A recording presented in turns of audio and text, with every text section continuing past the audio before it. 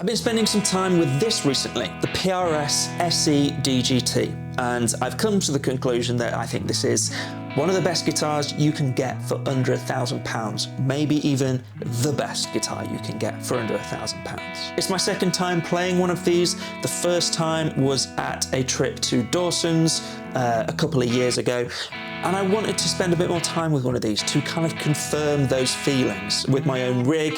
Spoiler alert, these guitars are so good, man. The SE line of PRS is just, I don't know how they're doing it.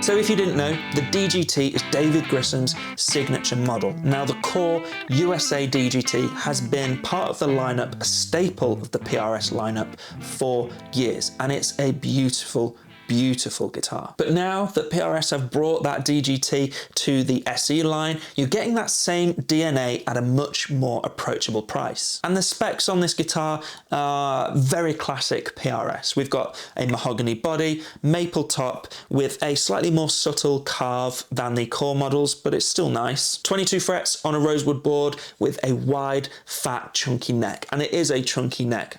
I still personally find it comfortable though. And on top of all of that, we have PRS's trem system, which I think is probably the most stable trem under £1,000. This thing is seriously impressive. Out of the box, this one at least came slightly floating, which is cool. Not exactly my sort of thing, but I've had no issues whatsoever with stability. All that to say, once you break down the specs on paper, nothing screams budget guitar, sub £1,000 guitar. The real magic though, and where I think this guitar stands out against other dual humbucker guitars, are actually the pickups. These are SE versions of the core DGT pickups, and to me they nail that balance between vintage warmth and modern clarity. One thing I've heard people say about the core DGT is that it has a very smooth, liquid-like guitar tone from the pickups, and I think that totally carries over to the DGT. It has a very vocal-like, sustaining, almost syrupy guitar tone that's just perfect for lead playing, legato playing.